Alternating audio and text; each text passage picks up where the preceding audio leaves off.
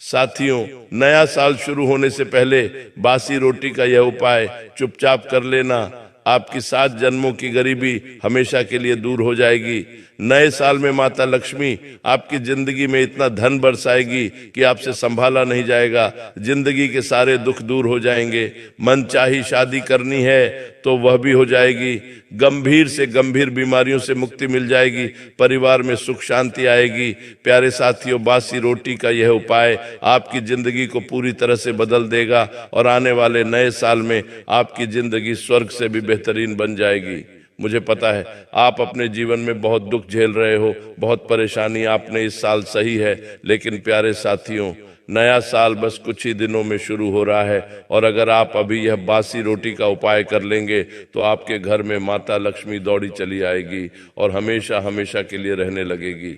आप जहां काम करेंगे, जिस चीज को हाथ मिलेंगे, वहां से धन दौलत आपको मिलने लगेगा और इतना पैसा आएगा कि आप भी सोचोगे कि मैं इसे कहां कहां रखूं। प्यारे साथियों, आज मैं आपसे कोई साधारण बात नहीं कह रहा हूं। आज जो शब्द मेरे मुख से निकलने वाले हैं वे केवल आवाज नहीं हैं, वे अनुभव हैं, वे शास्त्रों की गहराइयों से निकली हुई चेतावनियां हैं। ये कोई कथा नहीं है, कोई मनोरंजन नहीं है, बल्कि वह सत्य है जिसे सुनकर कई लोग चुप हो जाते हैं और कई लोग डर जाते हैं, क्योंकि यह वह ज्ञान है जो हर किसी को नहीं बताया जाता, हर कान इसके योग्य नहीं होता।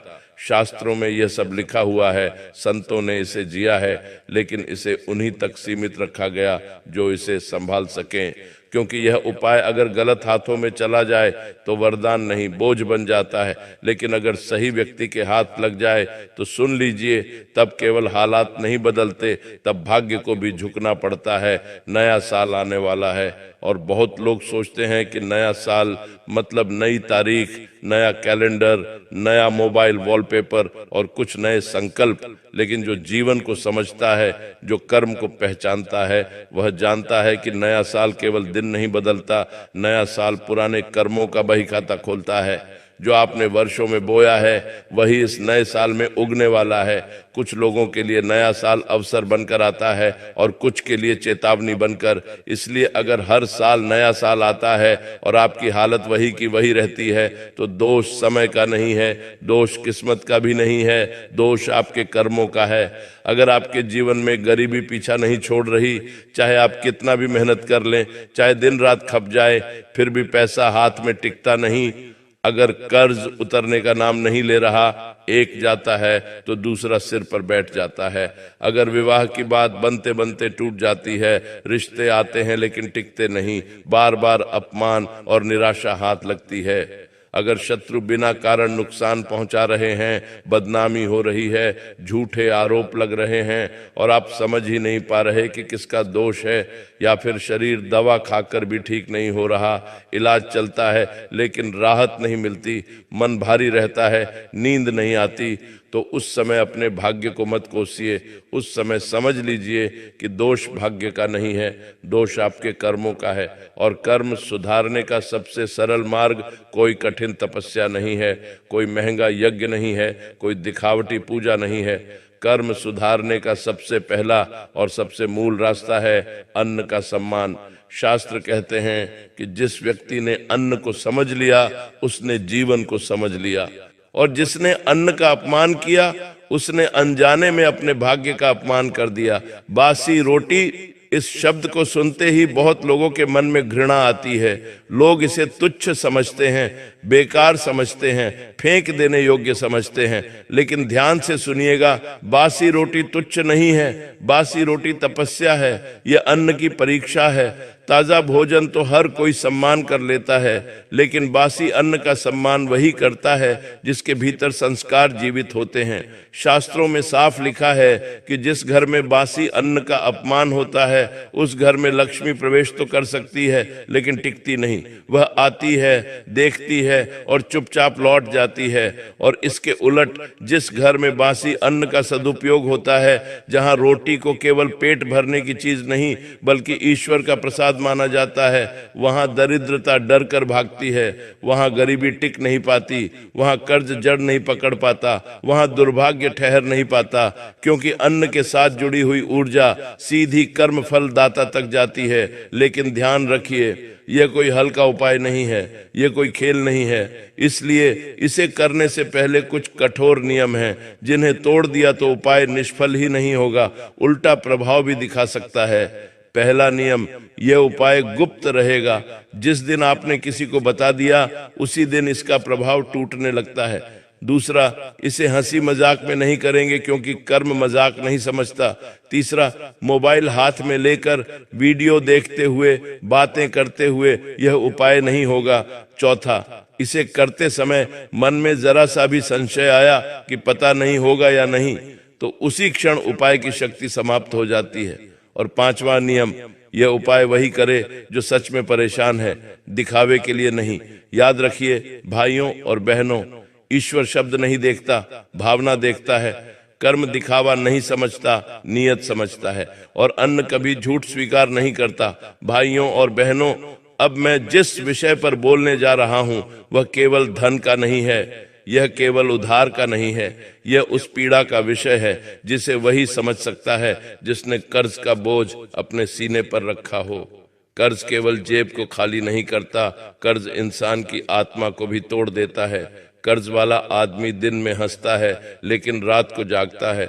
उसके घर में सब कुछ होता है, फिर भी शांति नहीं होती। और सबसे बड़ी पीड़ा यह होती है कि वह चाहे कितना भी मेहनत कर ले, पैसा आता है और फिसल जाता है जैसे हाथ में रेत। शास्त्र कहते हैं, कर्ज केवल आर्थिक समस्या नहीं है, यह पूर्व जन्मों के कर्मों का बंधन होता है। इसीलिए कई बार ऐसा होता है कि आदमी ईमानदार होता है, मेहनती होता है, फिर भी कर्ज उतरता नहीं, क्योंकि वहां हिसाब इस जन्म का नहीं चल रहा होता। वहां पुराने कर्म अपना हिस्सा मांग रहे होते हैं। और जब तक कर्म से कर्म नहीं काटा जाता, तब तक पैसा पैसा काटने से कुछ नहीं होता। अब ध्यान से सुनिए, कर्ज से मुक्ति का यह उपाय कोई जादू नहीं है, यह कर्म का संतुलन है।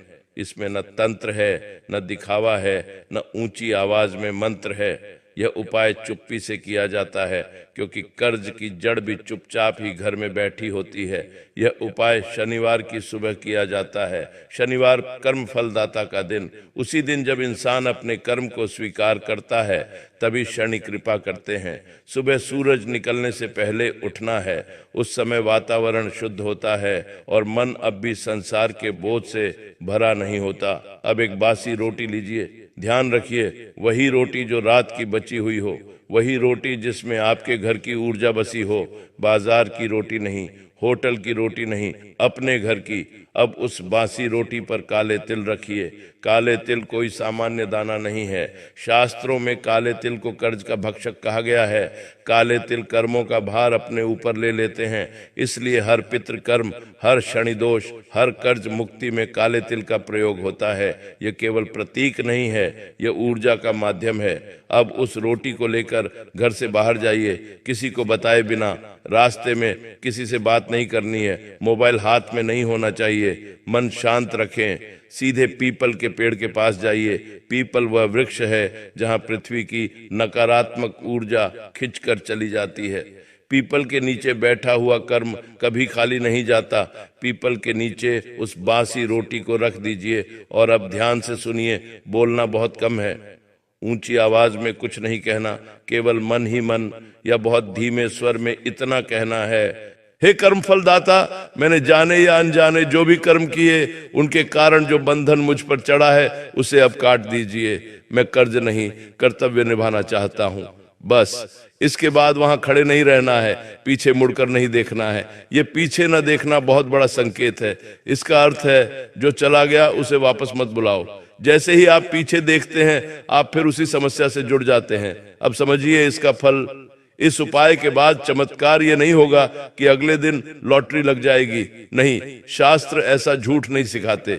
चमत्कार ये होगा कि रास्ते खुलने लगेंगे, कहीं से पैसा आने का मार्ग बनेगा, कोई रुका हुआ भुगतान वापस आएगा, कोई ऐसा व्यक्ति मदद करेगा जिसकी आपने कल्पना नहीं की होगी। कई बार उधार देने वाला स्वयं शांत हो जाता है, कई बार कर्ज चुकाने की व्यवस्था अपने आप बनने लगती है और सबसे बड़ा चमत्कार यह होता है कि अब पैसा टिकने लगता है, आय और व्यय के बीच संतुलन आने लगता है, मन का बोझ हल्का होने लगता है। लेकिन एक बात याद रखिए भाइयों और बहनों, ये उपाय केवल वही फल देता है जो अंदर से टूट चुका हो लेकिन झूठा न हो। जो कर्ज लेकर ऐश करता है उसके लिए यह उपाय नहीं है, जो मेहनत से भागता है उसके लिए यह उपाय नहीं है। ये उपाय उसके लिए है जो कर्ज से शर्मिंदा है, जो रात को ईश्वर से रोता है और जो सच में मुक्त होना चाहता है। शनिदेव दंड नहीं देते, वे सुधार का अवसर देते हैं, और जब इंसान झुकता है तभी शनि पिघलते हैं। अगर यह उपाय श्रद्धा से किया गया तो कर्ज का पहाड़ भी रेत की तरह ढाने लगता है। भाइयों और बहनों, अब मैं जिस विषय पर बोलने जा रहा हूं वह धन से भी अधिक संवेदनशील है, क्योंकि धन चला जाए तो वापस आ सकता है, लेकिन जब जीवन में विवाह का समय निकलता चला जाता है तो मन के भीतर एक खालीपन बस जाता है। हर घर में यह पीड़ा दिखती नहीं लेकिन भीतर ही भीतर जलाती रहती है। माँ बाप की आंखें रास्ता देखती हैं, रिश्तेदार सवाल पूछते हैं, समाज ताने देता है और व्यक्ति स्वयं को दोषी मानने लगता है। कई बार तो हालात ऐसे हो जाते हैं कि प्रेम भी है, समझ भी है, फिर भी विवाह नहीं हो पाता, और कई बार सब कुछ ठीक होते हुए भी एक के बाद एक रिश्ता टूट जाता है। शास्त्र कहते हैं विवाह का रुकना कोई साधारण बात नहीं है, यह केवल उम्र का विषय नहीं है, यह कर्म और ग्रहों का संकेत होता है। जब पिछले जन्मों के वचन अधूरे रह जाते हैं, जब किसी का हृदय अनजाने में दुखाया जाता है, या जब परिवार की स्त्री पुरुष ऊर्जा में असंतुलन आ जाता है, तब विवाह योग बंध जाता है। इसलिए कई बार लड़का लड़की योग्य होते हैं, सुंदर होते हैं, संस्कारी होते हैं, फिर भी उनका घर बसने में देर होती है। अब ध्यान से सुनिए, विवाह केवल दो शरीरों का मिलन नहीं है, विवाह दो कर्मों का बंधन है। इसलिए इसका उपाय भी शरीर से नहीं, भाव और अन्न से जुड़ा हुआ होता है, और इसी कारण यह उपाय बहुत गुप्त है, बहुत सरल है, लेकिन उतना ही प्रभावशाली भी। यह उपाय सोमवार की रात किया जाता है।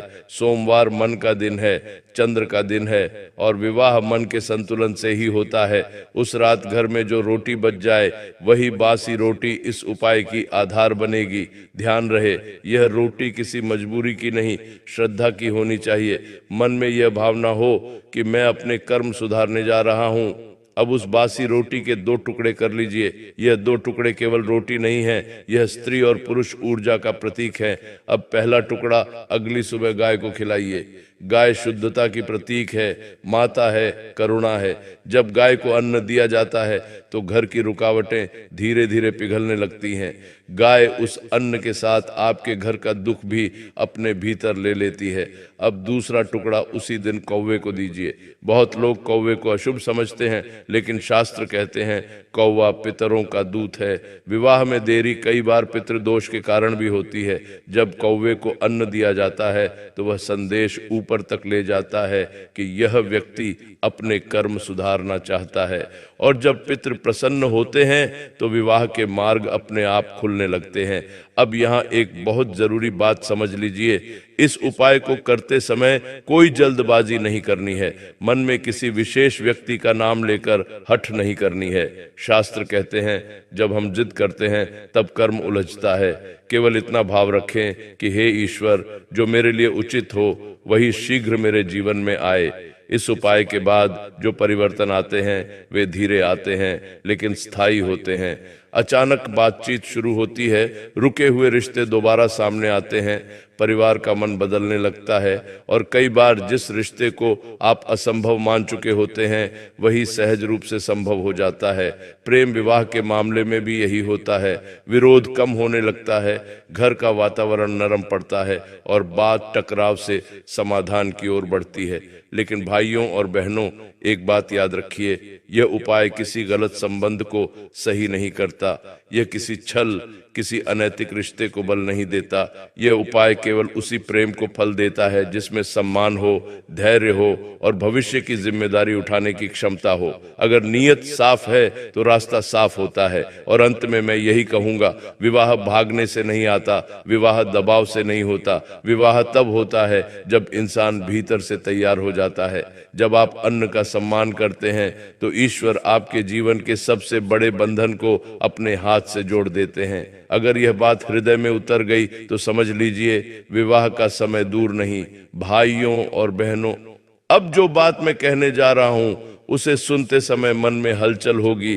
कुछ लोगों को यह बात भारी लगेगी, कुछ को डराएगी और कुछ को भीतर से झकझोर देगी, क्योंकि यह विषय केवल धन का नहीं है, यह दरिद्रता की आत्मा का विषय है। गरीबी केवल जेब की स्थिति नहीं होती, गरीबी एक अवस्था है, एक संस्कार है जो पीढ़ियों तक चलता है। आपने देखा होगा, एक ही घर में जन्मे दो भाई, एक बहुत आगे बढ़ जाता है और दूसरा जीवन भर संघर्ष करता रहता है। वहां फर्क मेहनत का नहीं होता, वहां फर्क कर्म और अन्न के व्यवहार का होता है। शास्त्र बहुत स्पष्ट कहते हैं, दरिद्रता तब आती है जब लक्ष्मी नाराज नहीं बल्कि उदास हो जाती है, और लक्ष्मी तब उदास होती है जब घर में अन्न का अपमान होता है, श्रम का अपमान होता है और जो मिला है उसके लिए कृतज्ञता नहीं होती। बहुत लोग कहते हैं हम तो ईमानदार हैं फिर भी गरीब हैं, लेकिन शास्त्र कहते हैं ईमानदारी पर्याप्त नहीं होती, संस्कार भी चाहिए। और संस्कार का पहला संकेत है अन्न के प्रति भाव। अब ध्यान से सुनिए, बासी रोटी कोई साधारण चीज नहीं है, ये उस अन्न का अंतिम रूप है जिसने आपको जीवित रखा, ताकत दी और अब भी आपके घर में पड़ा है। ये अन्न की अंतिम परीक्षा है। ताजा भोजन का सम्मान तो हर कोई करता है, लेकिन बासी रोटी का सम्मान वही करता है जिसके भीतर लक्ष्मी को रोकने की पात्रता होती है। इसलिए संत कहते हैं, बासी रोटी को फेंकने वाला व्यक्ति अनजाने में अपने भाग्य को फेंक देता है। अब इस उपाय को समझिए, लेकिन शब्दों से नहीं, भाव से समझिए। यह उपाय धन बुलाने का नहीं है, यह उपाय गरीबी को विदा करने का है, क्योंकि जब तक गरीबी जाती नहीं तब तक धन आता भी है तो ठहरता नहीं। यह उपाय गुरुवार या शनिवार की रात किया जाता है। यह रात इसीलिए चुनी जाती है क्योंकि रात मन की सच्चाई बाहर लाती है। दिन में इंसान झूठ बोल लेता है, लेकिन रात में उसका मन स्वयं से झूठ नहीं बोल पाता। उस रात घर में जो रोटी बच जाए वही बासी रोटी साधना का आधार बनेगी। ध्यान रखिए, इस रोटी को बोझ मत समझिए, इसे ऐसे देखिए जैसे यह आपके जीवन का संदेश वाहक हो। अब उस रोटी पर थोड़ा सा गुड़ रखिए। गुड़ केवल मिठास नहीं है, यह जीवन की कटुता को स्वीकार करने का प्रतीक है। यह संकेत है कि आप जीवन में आई कठिनाइयों को भी स्वीकार करते हैं और उनसे भागना नहीं चाहते। उसके बाद उस रोटी पर चावल के कुछ दाने रखिए। चावल पूर्णता और निरंतरता का संकेत है। यह दर्शाता है कि आप आधे रास्ते से लौटने वाले नहीं हैं। अब इस रोटी को हाथ में लेकर कुछ क्षण रुक जाइए, आंखें बंद करिए और अपने जीवन को याद कीजिए। कहां कहां पैसा आया और कहां कहां बह गया, कहां मेहनत की और कहां परिणाम नहीं मिला, और फिर मन ही मन यह स्वीकार कीजिए कि कहीं न कहीं मुझसे भी भूल हुई है। यही स्वीकार इस उपाय की आत्मा है। अब सूर्योदय से पहले घर से बाहर निकल जाइए, किसी को बताए बिना। यह गुप्तता इसलिए आवश्यक है क्योंकि लक्ष्मी दिखावे से नहीं आती। रास्ते में किसी से बात नहीं करनी है, मोबाइल नहीं देखना है। मन को शांत रखते हुए ऐसे चलिए जैसे आप कोई भारी बोझ उतारने जा रहे हों। अब किसी ऐसे स्थान पर जाइए जहां गाय का आना जाना होता हो। गाय इस धरती पर चलती हुई करुणा है। जब आप गाय के मार्ग पर अन्न रखते हैं तो वह अन्न केवल गाय तक नहीं जाता, वह आपके कर्मों की सूचना ऊपर तक पहुंचाता है। उस स्थान पर बासी रोटी रख दीजिए। गाय दिखे तो उसे स्वयं खिला दीजिए, और अगर न दिखे तो भी चिंता मत करिए, नियत पहुंच चुकी होती है। अब बहुत धीमे स्वर में या केवल मन में इतना कहिए, हे अन्नपूर्णा माता, मैंने कभी जानकर कभी अनजाने में अन्न, श्रम और समय का अपमान किया। आज मैं वह बोझ आपको सौंपता चाहता हूँ। मेरे जीवन से अभाव का संस्कार निकाल दीजिए और मुझे धन नहीं, धन के योग्य बना दीजिए। इसके बाद वहां रुकना नहीं है, पीछे मुड़कर नहीं देखना है। ये पीछे न देखना बहुत गहरा संकेत है। इसका अर्थ है अब आप पुराने अभाव को दोबारा देखने नहीं जा रहे। अब समझिए इसका प्रभाव। ये उपाय आपको अचानक अमीर नहीं बना देगा, लेकिन ये आपको गरीब रहना असंभव बना देगा। धीरे धीरे ऐसे अवसर आने लगेंगे जिन पर आपने पहले ध्यान नहीं दिया था। खर्चों में अपने आप संयम आएगा, हाथ में आया पैसा रुकने लगेगा, और सबसे बड़ा परिवर्तन यह होगा कि आपके मन से डर निकलने लगेगा, क्योंकि दरिद्रता पहले मन में रहती है, फिर जेब में उतरती है। लेकिन भाइयों और बहनों, एक अंतिम सत्य समझ लीजिए, यह उपाय उस व्यक्ति के लिए नहीं है जो बिना मेहनत के धन चाहता है। यह उपाय उस व्यक्ति के लिए नहीं है जो दूसरों को ठग कर आगे बढ़ना चाहता है। यह उपाय उस व्यक्ति के लिए है जो मेहनत करता है लेकिन भीतर से टूट चुका है। लक्ष्मी माँ रास्ता नहीं खोजती, वे पात्र खोजती हैं, और जब पात्र तैयार हो जाता है तो धन को आने से कोई नहीं रोक सकता। जिस दिन आपने रोटी को बोझ नहीं वरदान समझ लिया, उसी दिन से गरीबी ने आपके जीवन में अपना स्थान खो दिया। अगर यह बात आपके भीतर उतर गई तो समझ लीजिए सेठ, अब अभाव नहीं, अब अपारता की बारी है। भाइयों और बहनों, अब जो विषय मैं छेड़ने जा रहा हूं वह सबसे संवेदनशील है, क्योंकि धन चला जाए तो मन टूटता है, रिश्ते बिगड़े तो हृदय दुखता है, लेकिन जब शरीर साथ छोड़ने लगता है तब इंसान का विश्वास भी डगमगाने लगता है। बीमारी केवल शरीर का कष्ट नहीं होती, बीमारी मनुष्य की आस्था की परीक्षा होती है। दवा चलती है, डॉक्टर बदलते हैं, रिपोर्ट आती है, खर्च बढ़ता है, लेकिन भीतर कहीं एक डर बैठ जाता है, पता नहीं अब ठीक भी होऊंगा या नहीं।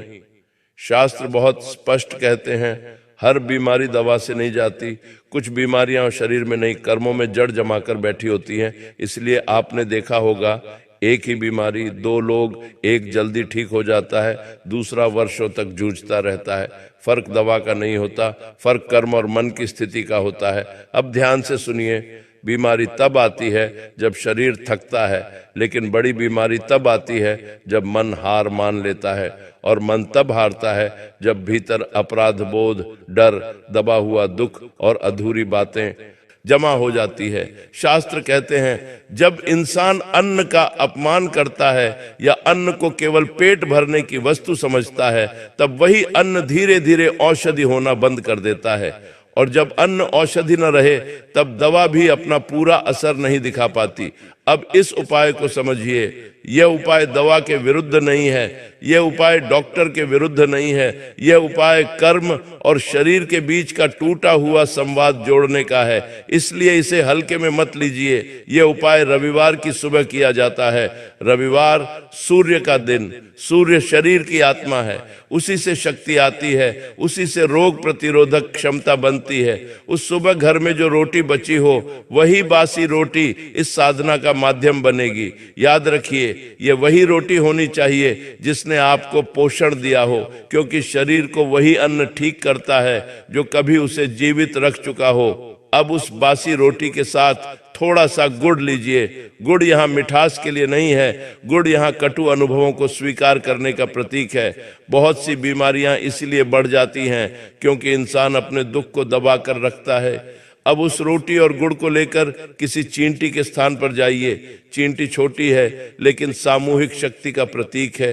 चींटी अन्न का अपमान नहीं करती, वह हर कण को जीवन मानती है। अब उस बासी रोटी को वहां रख दीजिए और अब बहुत ध्यान से सुनिए। इस क्षण मन में कोई शिकायत नहीं होनी चाहिए, न बीमारी से, न ईश्वर से, न अपने भाग्य से। केवल एक स्वीकार होना चाहिए। मन ही मन या बहुत धीमे स्वर में इतना कहिए, हे जीवन देने वाले, मैंने जाने या अनजाने में अपने शरीर का अपमान किया। मैंने थकान को नजरअंदाज किया, मैंने दुख को दबाया, मैंने अन्न को हल्के में लिया। आज मैं यह भार छोड़ रहा हूं। मेरे शरीर को फिर से स्वस्थ होने की अनुमति दीजिए। इसके बाद वहां रुकना नहीं है, पीछे मुड़कर नहीं देखना है। यह पीछे न देखना इस बात का संकेत है कि अब आप बीमारी को अपनी पहचान नहीं बनाएंगे। आप यह स्वीकार करेंगे कि बीमारी आई है, लेकिन अब वह आपकी कहानी नहीं रहेगी। अब समझिए, इसका प्रभाव, यह उपाय तुरंत रिपोर्ट नहीं बदलता, लेकिन यह शरीर की लड़ने की शक्ति जगा देता है। धीरे धीरे दवा असर दिखाने लगती है, दर्द की तीव्रता कम होती है, मन हल्का होने लगता है, नींद सुधरती है, और जब मन शांत होता है तब शरीर अपने आप मरम्मत शुरू कर देता है। बहुत लोग पूछते हैं, क्या इससे बड़ी बीमारी भी ठीक हो सकती है? शास्त्र उत्तर देते हैं, जब मनुष्य जीने का निर्णय कर ले तो शरीर उसका साथ छोड़ने की हिम्मत नहीं करता। लेकिन भाइयों और बहनों, एक बात बहुत स्पष्ट समझ लीजिए, यह उपाय उसी पर असर करता है जो बीमारी को अपना अंत नहीं मानता, बल्कि उसे एक संदेश मानता है। जो व्यक्ति भीतर से कह देता है अब मैं हार गया, उसके लिए कोई उपाय नहीं चलता। पर जो व्यक्ति कहता है मैं अभी जीवित हूं, उसके लिए ईश्वर भी रास्ता बना देते हैं। बीमारी दंड नहीं है, बीमारी संकेत है, और जो संकेत को समझ लेता है वह पीड़ा से आगे निकल जाता है। जिस दिन आपने अन्न को फिर से औषधि मान लिया, उसी दिन से आपके शरीर ने ठीक होने की प्रक्रिया शुरू कर दी। अगर यह बात आपके भीतर उतर गई तो समझ लीजिए सेठ, बीमारी चाहे कितनी भी बड़ी हो, आत्मा के सामने वह टिक नहीं सकती। 2026 आपके लिए कैसा रहेगा यह ग्रह तय नहीं करते, ये भाग्य अकेले तय नहीं करता, ये आप तय करते हैं अपने भाव, अपने संकल्प और अपने कर्म से। अब ध्यान से सुनिए, अगर आप चाहते हैं कि 2026 में धन की चिंता कम हो, स्वास्थ्य डगमगाए नहीं, रिश्तों में मिठास बनी रहे और मन हर सुबह हल्का महसूस करे, तो इसके लिए कोई कठिन साधना नहीं है। इसके लिए केवल एक शांत, सच्चा और सरल उपाय है, अपने पुराने वर्ष को सम्मान के साथ विदा करना। नए साल से एक दिन पहले की रात घर में जो रोटी बच जाए, वही बासी रोटी इस संकल्प की साक्षी बनेगी। इसे देखते समय मन में कोई नकारात्मक भाव मत लाना। इसे ऐसे देखना जैसे यह आपके पूरे साल की मेहनत, संघर्ष और सीख को अपने भीतर समेटे हुए हो। अब इस रोटी के साथ 3 चीजें जोड़िए, लेकिन भाव के साथ। थोड़ा सा गुड़, ताकि 2026 में जीवन की मिठास बनी रहे। कुछ चावल के दाने, ताकि काम अधूरे न रहे। और एक छोटा सा तिल, ताकि पुराने बोझ हल्के हो जाए। अब इस रोटी को हाथ में लेकर आंखें बंद कीजिए और अपने आप से बहुत प्यार से इतना कहिए, मैंने जितना किया उतना कर पाया। जहां गलत हुआ वहां सीख ली, जहां टूटा वहां मजबूत हुआ। अब मैं नए साल में हल्के मन से प्रवेश करना चाहता हूं। बस यही भाव पर्याप्त है। अब अगले दिन सूर्योदय से पहले ये रोटी लेकर घर से बाहर निकल जाइए, किसी को बताए बिना, बिना जल्दबाजी। ऐसे चलिए जैसे आप अपने जीवन की एक भारी थकान उतारने जा रहे हों। किसी ऐसे स्थान पर जहां पशु या पक्षी आते हों, वहां यह रोटी रख दीजिए या खिला दीजिए और मन ही मन बहुत सरल शब्दों में कहिए, हे जीवन देने वाले, 2026 में मेरे जीवन में संतुलन बनाए रखना। जहां आवश्यकता हो वहां अवसर देना, जहां कमजोरी हो वहां समझ देना, और जहां खुशी मिले वहां कृतज्ञ रहना सिखाना। इसके बाद शांति से लौट आइए, पीछे मत देखिए, क्योंकि पीछे देखने का अर्थ है पुराने बोझ को फिर उठाना। अब समझिए इसका सुंदर फल। 2026 में सब कुछ परफेक्ट नहीं होगा, लेकिन सब कुछ संभालने लायक होगा। धन आएगा और जरूरत के समय साथ देगा, स्वास्थ्य साथ देगा, और अगर कभी डगमगाया तो जल्दी संभल जाएगा। रिश्तों में मतभेद होंगे, लेकिन दूरी नहीं बनेगी। और सबसे बड़ी बात, आपका मन हर स्थिति में मजबूत रहेगा। और भाइयों और बहनों, यही असली सब कुछ बढ़िया होना है, क्योंकि जिसके पास शांति है उसके पास सब कुछ है, और जिसके पास धैर्य है उसके लिए हर साल अच्छा होता है। 2026 आपके लिए डर नहीं, दौड़ नहीं, दबाव नहीं, बल्कि संतुलन, स्थिरता और सुकून लेकर आए। साथियों, आपका धन्यवाद।